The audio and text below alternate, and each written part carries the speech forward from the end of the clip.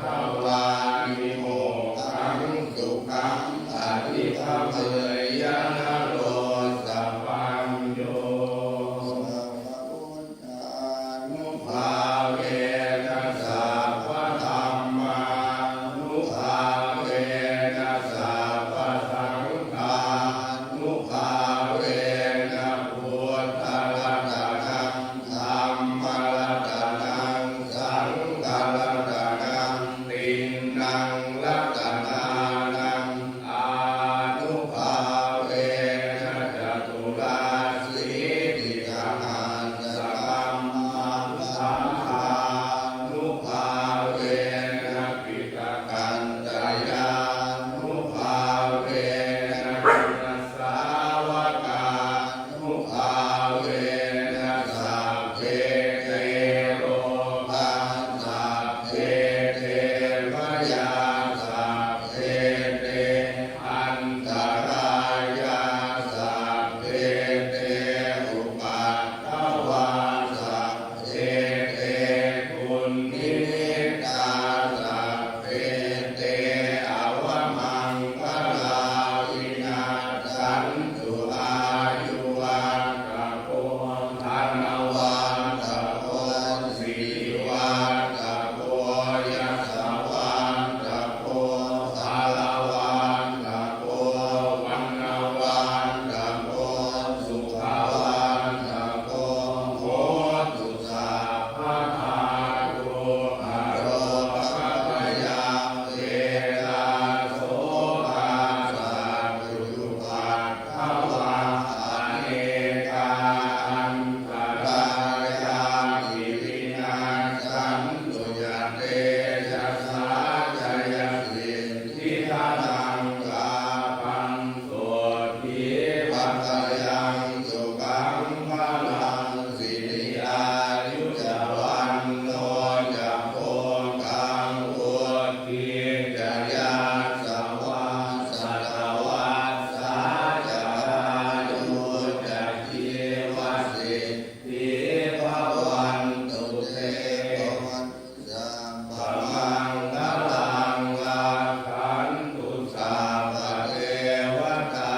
สัพพะพุทธานุภาเวนัสสตาโสติภวันตุเตภวันตุสัพพะมังคลังอาคันตุสัพพะเท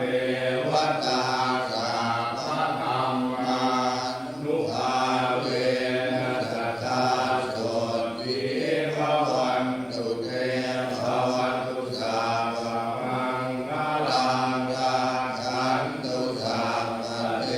วตาสัพพะสังฆานุภาเวนัสสตาโสติภวันตุเตบาลุนิโอนาโถหิตายะสัพพะปานินังภูเรตวาปามิสัพพะปันโตสัมโพธิมุตตะมังเทเทนะสัจจวัตเทนะโหตุเตชยมังคลังชยันโทโพธิยามุเรสันตยานังนันทิวัตโนเอวังตวังสิจโยโหหิตยันสุจยมังปะเรอปาลาชิตาปันดังเอสีเสปัตวิโกปะเรตมิเรเกสาภะพุทธานังอาคาปังโตปังโมตัตติสุนังกัมตังสุมังคลังสุภาภากังสุโหติตังสุขันโนสุโมโตจัสสุยิตังธัมมัจจาริสุปทานทีนังกายกรรมังวาจากรรมังปัฏฐานทีนังปัฏฐานทีนังมโนกรรมังปริทิเตปัฏฐานทีนังปัฏฐานทีนังนิกังกวาลพันธันเตปัฏฐานทีเนเอปุตตังปะรังปัฏฐาปัจเจกานังจะยังพลังอรังทานังจะเทเทนะรังคัมพันธานิสัมปันโน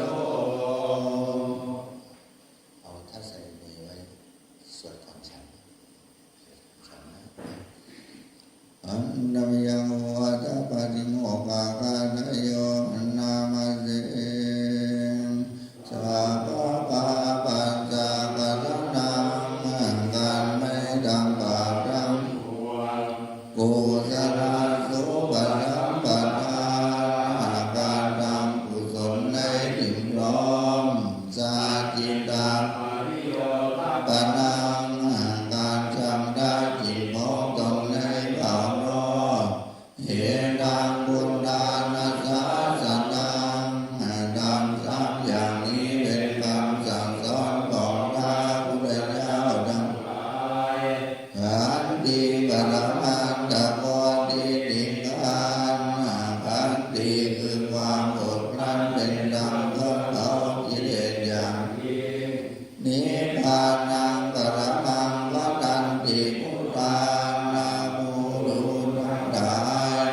กล่าวพระนิพพานว่าเป็นธรรมอันยิ่งนาหิปามะหิโตปัจจุปกาติ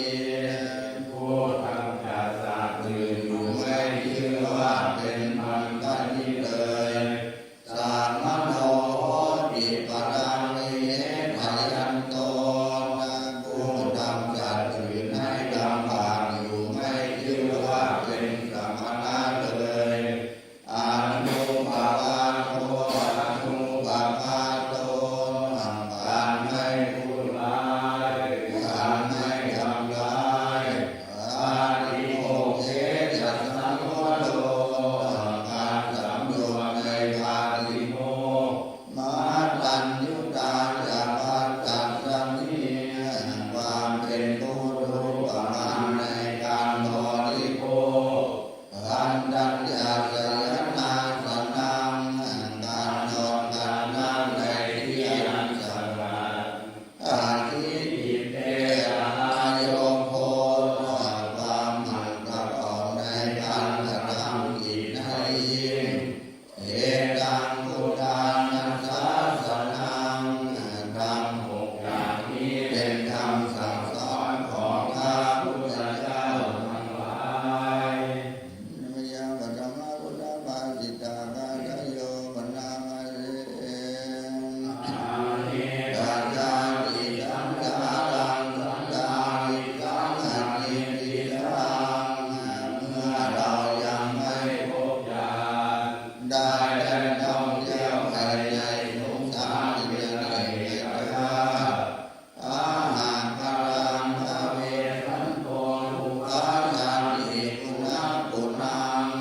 สาแวงหาอยู่ซึ่งในทัพถูกเรือนคือตัณหาผู้สร้างโภการเกิดทุกข์เราเป็นทุกข์กำไปพระหาการรักษาติโอสิมุนาเตหังนาตาหัตติเดนี่แหละนายเจ้าถูกเรือนเรารู้จักเจ้าเสียแล้วเจ้าจะทำเรือนให้เราไม่ได้อีกต่อไปปาปาเตมะสุกาภกาภาภูตังอิสังขตังโตเรือนทั้งหมดของเจ้าเราหักเสียแล้วยอดเรือนเราก็ลื้อเสียแล้ววิสังขารตังติตังตังหานังกายมัตถกาจิตของเราถึงแล้วซึ่งขาดว่าที่อย่างใดปรุงแต่งไม่ได้อีกต่อไปมันได้ถึงได้ซึ่งความสิ้นไปแห่งตัณหาธรรมยังปัจจิมาพุทโธวาทปานังวนามาเสอันทปานิธิขเวอามันตยามิโก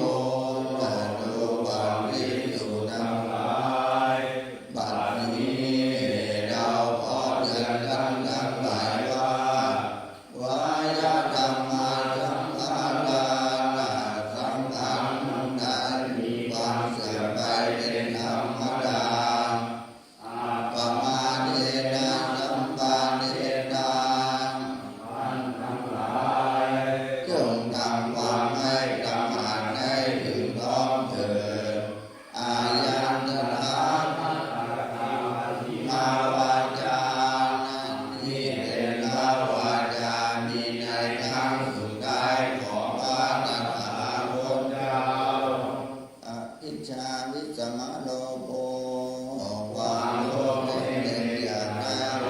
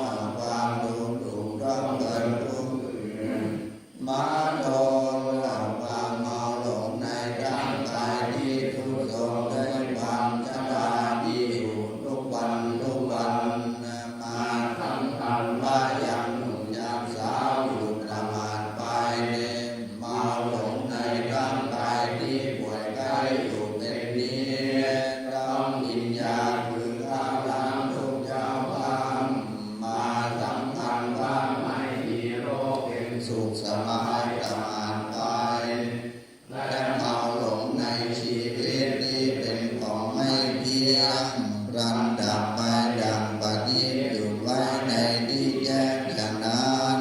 มาสำคัญให้ตายประมาทไปเนปะหาโทนะความเมามัวทั่วไปอารมณ์อันใดที่น่ารักก็ไปหลงรักอารมณ์นั้นอารมณ์ที่น่าชังก็ไปหลงชิงชังโกรธต่ออารมณ์เหล่านั้นบรรโยเป็นอุปกิเลสเศร้าหมองใจสิวงก้อนจิตเศร้าหมองด้วยอุปกิเลสก็ได้ก็หนึ่งดังว่ามานี้แล้วจิตนั้นล้วนเป็นบาปอกุศลหมดทั้งสิ้นเหตุปัจจโยดังที่มีเป็นปัจจัยอาดัมมณปัจจโยดังที่มีอารมณ์เป็นปัจจัยอา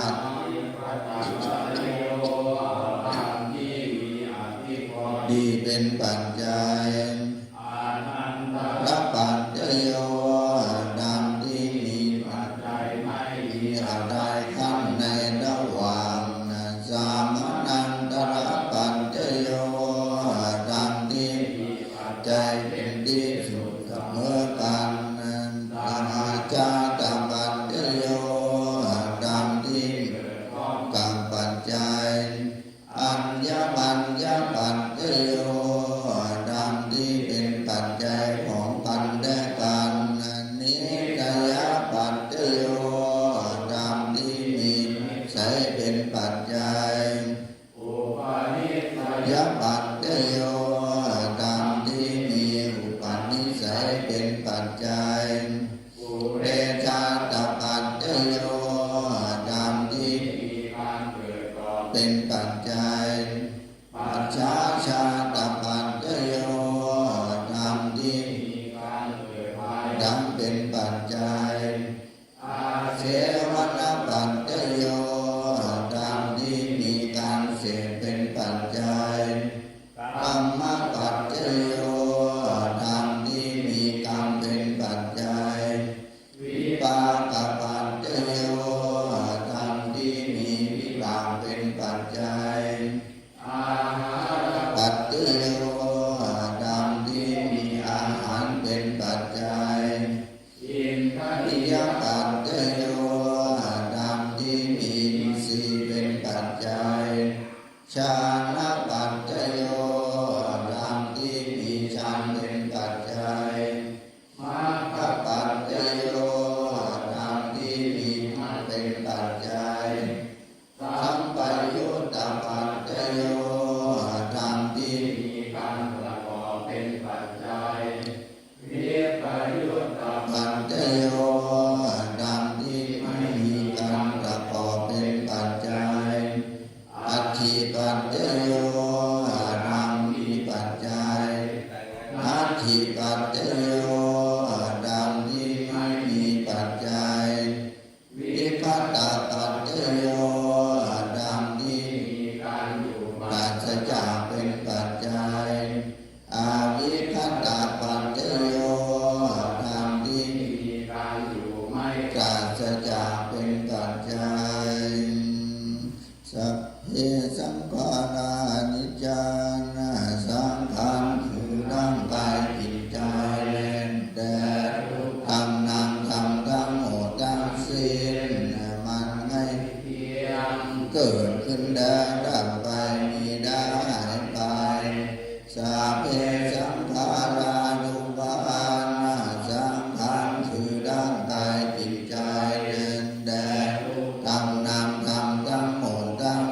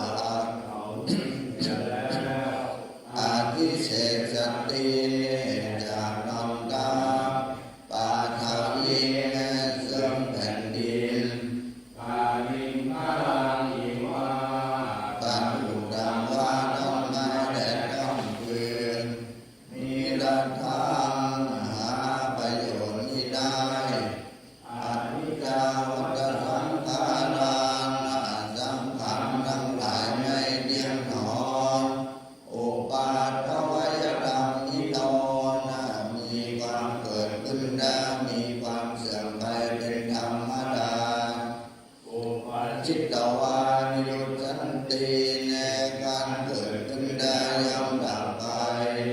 แต่สัมโภปะสมโภทุกโคนะความเข้าไปสงบระงับสังขารทั้งหลายเป็นสุขอย่างยิ่งดังนี้สัพเพสัตตามรันติยานสัตว์ทั้งหลายทั้งปวงที่ได้อยู่ก็ดีมาดิ้นดูจามาดิ้นสันเดนได้ที่จะตายไปอีกก็ดีที่ตายไปแล้วก็ดีตาเทวามาดิสามีดาวก็จะเป็นเช่นกับพวกท่านทั้งหลายนาทิเมเอกสังสยโยดาวไม่สงสัยในความตายของเราเลยบทขวัตติอภินาหะแผ่เมตตากรวดน้ำแต่นะเอาไว้ท้ายก่อนชั้นเอาไว้ท้ายของท่าใส่มีนะที่หลวงพ่อพูดอย่างนี้คือหลวงพ่อสั่งหลวงพ่อมีธุระนิดหน่อยก่อนมันจะอยู่ชั้นอยู่นะหลวงพ่อจะคือจริงๆมาสั่งผู้นำบทต่อไปนี้ไม่แปลอันธรรมยังธาตุปัจเจเวมนาบาทังวนามาสิยะถาปัญญังภวันตมานังดาตุมาตัมเอเวตังยาทิตังจีวตังดาตุบาปุญญาโพจะบุโตดาตุมาตะโพนิสัตโตนิโยสุโยสัมปัญหาอิมานิจีวตานิยติโกจนิยานิอิมังโมลิกายังปัตตวาติวิยานิโกจนิยานิชายันติยันทาปัตติยังปวัตตมานังดาตุมาตัมเอเวตังญาติรังตาตุปะปุญญาโพจะปุกะโลดาตุมาตะโพนิสัตโตนิจิวสุญโยสัมนายังปาโตอจิโวจนิโยอิมังโพธิกายังปัตตวาดิวิยาจิโวจนิโยจายันติทาปัญญังภวัตตมานังดาตุมาตัมเอเวตังญาติตังสนังดาตุปะปุญญาโพจะปุกะโตดาตุมาตะโพนิสัตโตนิจิวสุญโยสัมปัญหาอิมานินาสนานิอติโวจนิยานิอิมังโพธิกายังปัตตวาดิวิยานิโวจนิยานิทายันติยะถาปัตติยังปวัตตมานังดาตุมาตัมเอเวตังญาติตังนาปัญญายะเวสัจจาปฏิฆาโนตาตุปะปุญญาโพจะปุกะโตดาตุมาตะโพนิสัตโตนิจิวสุญโยสัพโพปัญญายังนาปัญญายะเวสัจจาปฏิฆาโนโพธินิโยอิมัง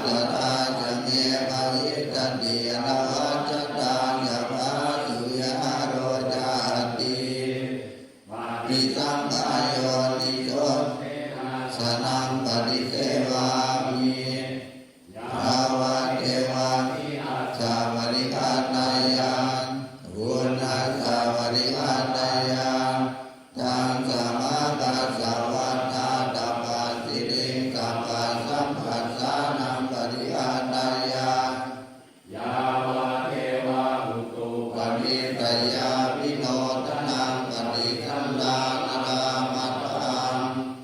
ปฏิสังขายโยนิโสนาปัญจยาเวนัสสะปฏิปฏิเสวามิยาวะเทวะอุปันนานังเวยาภาติกานังเวทนานังปริหาตายาปัจฉาปรมัตตายาติใครจะไปบอกถามหมานให้หน่อยบอกว่าเขาโทรมาหลวงพ่อเรื่องอะไรเมื่อวานไม่ใช่ไปตามมาฟังโจทย์ดีๆนะใครจะไปฟังข้อสั่งคำสั่งให้ดีนะไปถามหมานว่าเมื่อวานเนี่ยโทรมาหาหลวงพ่อโทรมาเรื่องอะไรทั้งแล้วทั้งเล่าใครจะไป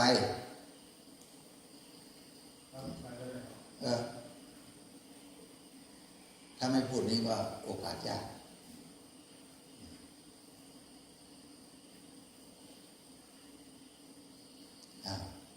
ถ้าหลวงพ่อมองหลวงพ่อยังทำไมยังให้ทำไมยังเป็นตัวอย่างไทยปฏิโมกข์นะไทยปฏิโมกข์อันธรรมยังบุญสาภะคะวันโตบุพพากนัมกรังกโรมาสิตัสสะภะคะวันโตอะระหะโตสัมมาสัมพุทธัสสะนะโมตัสสะภะคะวันโตอะระหะโตสัมมาสัมพุทธัสสะนะโมตัสสะภะคะวันโตอะระหะโตสัมมาสัมพุทธัสสะนะมยังสัจจะกิริยาภาระโยนามาเสอิเมสรณังอัญญังพุทโธเมสรณังวรังเอเตนะสัจวัจเจนะนะโสติเมโหตุสัพพทานาทิเมสรณังอัญญังโมเมสรณังวรังเอเตนะสัจวัจเจนะนะโสติเมโหตุสัพพทานาทิเมสรณังอัญญังโมเมสรณังวรังเอเตนะสัจวัจเจนะนะโสติเมโหตุสัพพทานะมิยังสิโนเตสะปะโลปันนามาเสอิตามิคังเตนะภะคะวะตาชนะตาปัสสะตาภะคะตาสัมมาสัมพุทเทนะสัมปันนาสิดาภิกขเววิหารถาสัมปันนาปาติโมกขาปาติโมกขสังวรสัมพุทธาวิหารถาอาจาระโกยระสัมปันนาอานุวัตเตสุวัตเตสุภยนาสามิสมาทายาสิกขาตาสิกขาปะเตสุติตัสสะมะสิกขังเยหิสิกิตมังสัมปันนาสิดาดิหานิสามาสัมปันนาปาติโมกขาปาติโมกขสังวรสัมพุทธาวิหาริสามาอาจาระโกจระสัมปันนาอานุวัตเตสุวัตเตสุภยนาสามิสมาทายาสิกิสามาสิกขาปะเตสุติเอวันนิโนสิกิตามัง เพื่อจะหาพี่สาวกล่าวว่าจะลงมาหาเพื่อนตัวเห็นพี่สาวทำนี่ครับ เขาบอกแล้วนะครับแต่ก่อนไปก็จอดรถถามหลวงพ่อถ้าถามเรื่องอะไรรู้ไหมถ้าถามว่าหลวงพ่อเดือนหนึ่งเดือนใดกันนะหมอนัดเดือนเมษามันเลยว่าเมื่อนี้ผมจะไปหาหมออันนี้มันเดือนเมษาเราจอดรถจังดีกัน100 วันพันปีไปถามหลวงพ่อเขานัดเดือนเมษามันจะไปหาหมอหัวท่านคิดดูแล้วสมองมันดูมันเลยครับมันว่ามันเลื่อนมันบาดผมว่าเป็นเดือนเมษาเนี่ยเอาเนี่ยมันบอกหมอนัดเดือนเมษาแต่มันผิดนันว่าเดือนหนึ่งนะครับ มันจอดรถถามหลวงพ่อนะหลวงพ่อว่าเสียเวลามาถามหลวงพ่อทำไมเอาจริงๆนะก็เรื่องของแกนี่เรื่องถ้าเราภาษาเนี่ยเรื่องของคุณเนี่ยครับมายุ่งอะไรกับผมล่ะครับเรื่องของมึงมายุ่งอะไรกับกูล่ะครับมึงลืมเนี่ยเพิ่นลืมเพิ่นว่าเดือนมันเดือนหยังแท้มันว่าไปถามมันนั่นน่ะผมไม่ใช่ว่าถ้าไม่เชื่อหลวงพ่อให้ไปถามมันผมมันไปรายงานหลวงพ่อทำไมรายงานหากันไปถามมันหมอนัดมาเดือนเมษาเพื่อจะหาหมอหมายถึงว่าเมื่อวานนี้นะมันจอดรถถามมันแล้วพอตอบมันน้อยหนึ่งบอกว่าเดินไปจะพลาดเดินหลวงพ่อว่าเพราะฉะนั้นผมกับพิจารณาเดือนหนึ่งเลยหมอนัดเดือนเมษาเนี่ยแล้วผมจะไปป้อนข้อมูลเลยได้ไหมเนี่ยตายมันไปนั้นเรายังตายนักการได้โยมันนามาเตโสตังปัตมังอาเมปันดาปัมนาอาปะมายามุนิตาเมเนกัตตามุปปัตติกาลิดาเตกาลิดาเตนังอันหาเมนังปัทะกะเมสิริโลหิปฏิภาโชวิโรกินเตระตังอาตตังทุกตังเสยโยปัจฉาตปฏิทุกตังกาตัญจาทุกตังเสยโยยังปัตวานันตปฏิปุโสยะถาทุกขาหิโนอัตตาเมวานุกันตติสามัญญังทุปปามันทังนิพพานญาโยภคันตติยังกินติสิยังกัมมังสังกิริตังจะยังวรังสังกัสสรังธรรมจริยังกตังโหติมหาปังติเมตตัญจะสาปโยตัสสมิงอานัสสัมภาวะเยอปริมาณังอุทธังปัจโตจติริยังจะสัมภาทังอเวรังกัสสะปัตตังติทันจรังนิสินโนปัสสยาโนวายาวตังสมิมัตตามิโพเอตังสติงอติเตยะวัมมะเนตังวิหารังอิทัมมาอุเททินจาโนปะปัมมัสสิระวะทัสสะเนนะสัมปันโนตาเกสุวินัยยะเพทังนะหิชาตุปัมมะเตยังปุณเตติติยัปปมาโนพุทโธอัปปมาโนธัมโมอัปปมาโนสังโฆ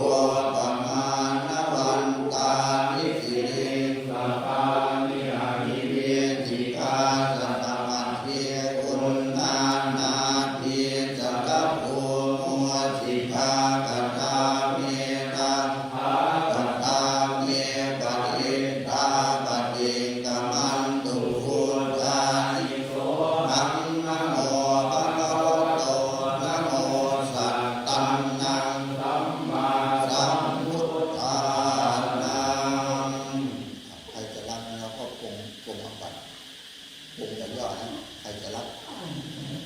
นำเสนอใครจะรับนะผมขอว่านะโมจบเดียวนะผมขอว่านะโมจบเดียวนะนะโมตัสสะภะคะวะโตอะระหะโตสัมมาสัมพุทธัสสะผมขอรวบบัติทั้งหลายทั้งปวงที่สมควรเทศนามาแสดงแก่ท่านถ้าผมจะมีสิกขาบทใดที่คุณได้แสดงในสิกขาบทนั้นถ้าหากไม่ร่วมตนก็เป็นว่าไม่ต้องแสดงอาหังอุโสสัมภมุลานะก็ถูกกายอยู่สุนัจจายาอยู่ตาจิติยาอยู่ทุกขตายาอยู่อาปฏิโยอาปันโนทาทุเตเสนิอามาอาวุโสปัสสามิสาธุติจุอาวุโสสังเวชามิทุติติสาธุติจุอาวุโสสังเวชามิตาติติสาธุติจุอาวุโสสังเวชามิอาหังอาวุโสสัมโมลาทุกขาสิกายโยอาปฏิโยอาปันโนทาทุเตเสนิอามาอาวุโสปัสสามิสาธุติ ตุอาวุโสสังฆสามิสุติติสาธุสุอาวุโสสังฆสามิตาตุติสาธุสุตุอาวุโสสังฆสามิอันเดมยังปฏิทานกาลโยนานาเตยาเทวตาปันติหารวาติโอเตนะเตปริคเตจามิคันติอารัมมะธรรมเนนะภันตุปุริยาโสทิตาโยเตนะตินะพมันตะเรเทยาธรรมทานโนทานตมิตาโวสารามิทานานาปฏิอุปาทตา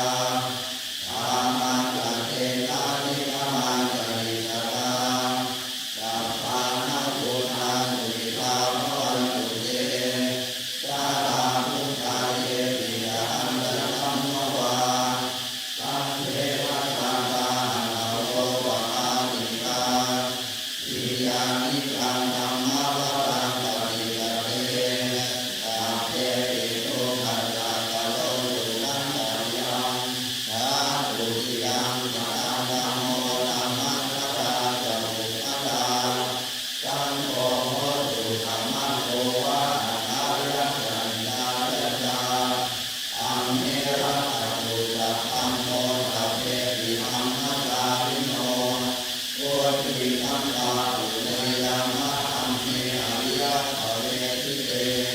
ปัฏฐานาโหตุสัพเพปิมานิโนพุทธัสสะเมธัมมานารังภเวทันโตภาเวเทโวภวัตตุโหติภาวายัสสะตานังสัมภิตังเนตุเมธะเมอาทาติทาสะสะระนังนิจังวะทันติอุปทานเอวังธัมเมนะราชาโนปัสสังลังคัมตุสาภาทาขอตั้งใจเพื่อน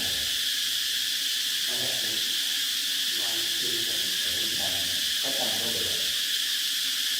แต่งก็ดีละครับผมขอให้ท่านเดี๋ยวขอเวลาที่บอกนะครับผมขอได้เยอะผม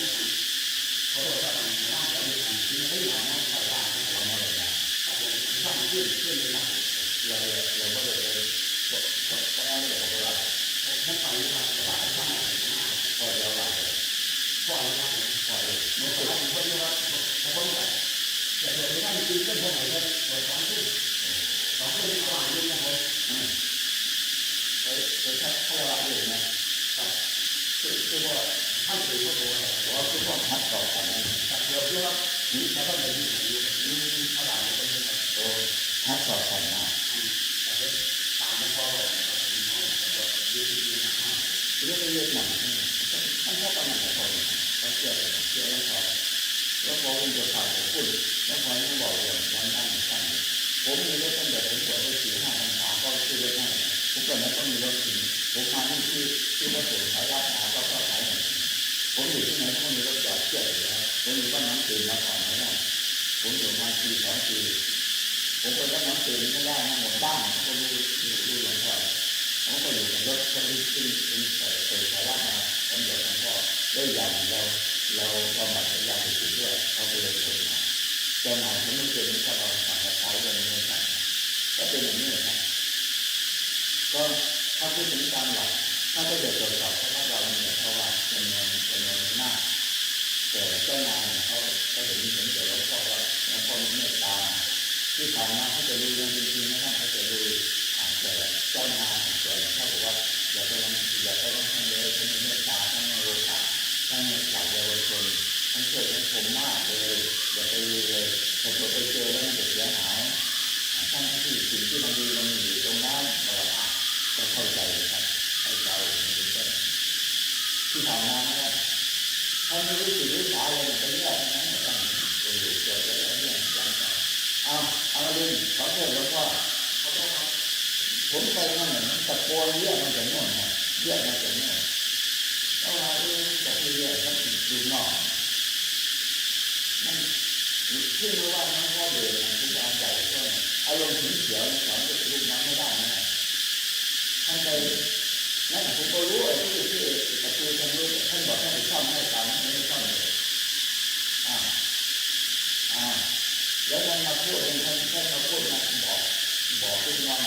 ถ้าอยู่ตรงนี้เหลือไว้หลวงพ่อจะท่าน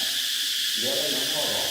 ถ้าหลวงพ่อไม่บอกหลวงพ่อจะนั่งหัวเราะให้มันดีแต่ท่านบอกระหว่างนั้นเสียงผมกับท่านมันต่างกันไหมต่างกันครับเชื่อเขาหน่อยนะ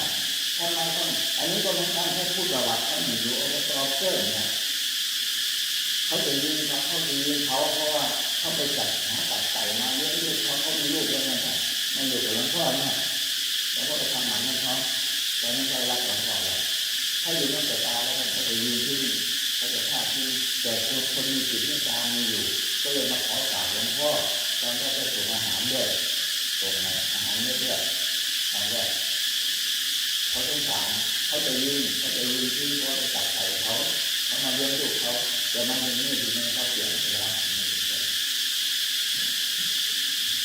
แต่หนูเดินเขาอยู่มานานเขาจะยึดครองหลวงพ่อมากกว่าที่เขาปลูกปัจจุบันเขาของหลวงพ่อเขาต้องเดินนอกจากที่เขารักหลวงพ่อจะทุกตัวทำความเข้าใจมันต้องผสมจิตตายใช่ไหมครับถ้าเราแข็งอย่างนั้นตายเลยนะมันผสมด้วยความโกรธหลวงพ่อต้องไปฝึกไม่ได้เลยนะหลวงพ่อควรไปอยู่สังคมอย่างนี้เพราะหลวงพ่อจะให้แก้นิสัยตัวเองจากชุมชนอย่างนี้ผมก็แก้นิสัยจากพวกท่านเนี่ยท่านผมไม่ใช่เป็นคนที่โกรธไม่ใช่เป็นคนที่เกลียดไม่ใช่เป็นคนที่เกลียดด้วยผมอยู่กับท่านผมก็อยู่ธรรมดาได้ใช่ไหมล่ะแต่พวกเราเนี่ยจิตหัวใจรุ่มร้อนอยู่อย่างนี้ตายเลยลงหาที่ตายได้ไหมมันจะแก้โอ้นี่แหละนี่น่าเราเป็นถ้าไม่นั่งมันเกิดปัญหามันจะเชื่อเลยแต่มันจะพอได้พูดมันจะพูดเป็นอย่างนี้แต่อันนี้จะหาได้ไม่ใหญ่เลยทำอารมณ์ตัวเองได้ไม่ใหญ่เลยได้อันนี้เป็นต้นคือหลวงพ่อแอบพูดอย่างนี้แต่ที่มันก็เข้าใจ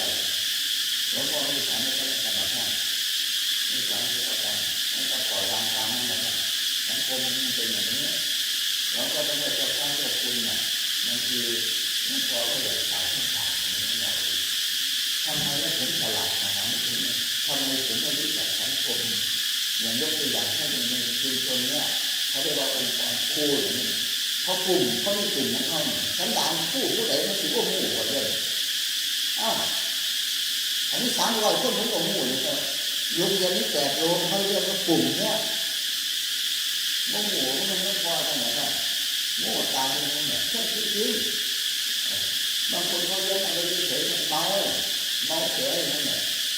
ดาวที่ไม่ไกลอาจารย์เกิดขึ้นอาจารย์เกิดมาหน้าเขาไปเรียนไปแล้วเขาออกเขาเรียนไปเมาแล้วไปโรงเรียนไปเมาแล้วแล้วคนเมาที่ไหนที่เรียนเขาเรียนไปไม่ใส่แต่เสียงแล้วผมไม่ว่าไงถ้ายังเหลืออีกแต่เสียงอีกหลายปีไม่แน่เลยเขาอ่านตรงนี้อีก2 ปีแล้วมันแล้วรู้จะไม่ได้ตายนะแล้วตายนะครับจะไปตั้งใจอะไรก็แสดงว่าคนนั้นมีคุณธรรมแน่นอนมันเป็นอย่างนี้ท่านคงมันไม่ทำให้อ่านไม่ออกเลยท่านมานั่งเป็นใช้อ่านท่านทุกตารางนิ้วท่านนั่งถ้าผมไม่รู้จักนิสัยไม่ใช่หลวงพ่อแล้วท่านเขาเรียกหลวงพ่ออย่างนี้เขาเรียก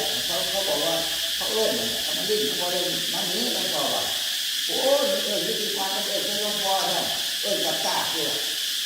ท่านอย่าไปด่ามันนะท่านผมจะไม่ด่ามันผมจะสอนมันผมเรียกมันมาแล้วเรียกมันเดี๋ยวมันนี่มันนี้เรียกมันเรียกเที่ยวเลยบอกเที่ยวมันบอกเลยว่าซ่อนด้วยหน้าประตูนะหาวิธีซ่อนเลยนะถ้าจะเป็นผู้ที่เฉยนะครับอย่าไปใช้อารมณ์ฉุนเฉียวหลายอย่างให้มันลดลงมันจะเข้าที่อย่าไปลงฉุนเฉียวนะพวกบวชกันแค่บวช20ไม่ได้ข้างหลังมันที่3เนี่ยต้องฝึกนะถึงจะดูหน้าคุณนะแล้วดูที่เรื่องด้วยผมจะดูที่เรื่องด้วยทำกลับช่วยหลวงพ่อได้ไหมถุงมันแข็งหน่อยด้วยถุงมันเนี่ยเดี๋ยวเราไปจะทำกลับเองเกิดทุกอย่างแล้วความต้นที่ต้นสีได้เข้าไปง่ายไม่หลายวันเนี่ยแล้วพอจุดพักไปอย่างนี้เลยจะไปขึ้นท่อน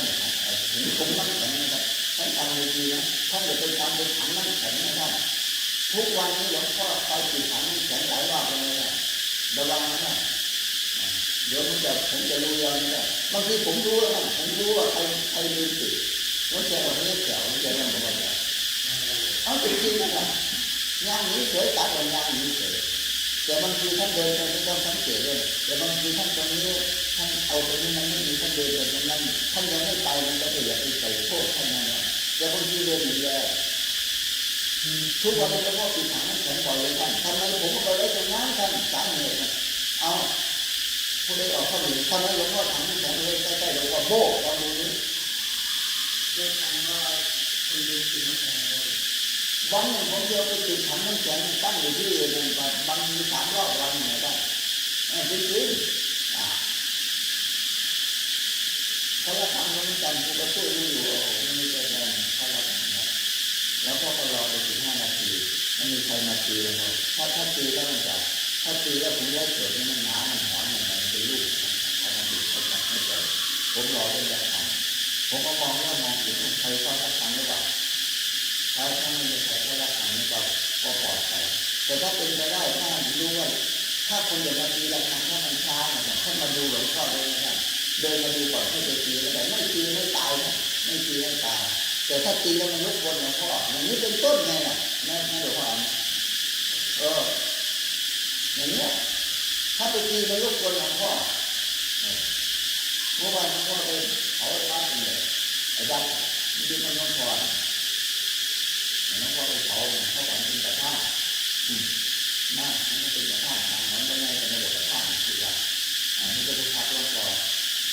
ข้างหน้าของจุดนี้นั่นใช่คือการมันเป็นเขาจ่อเกิด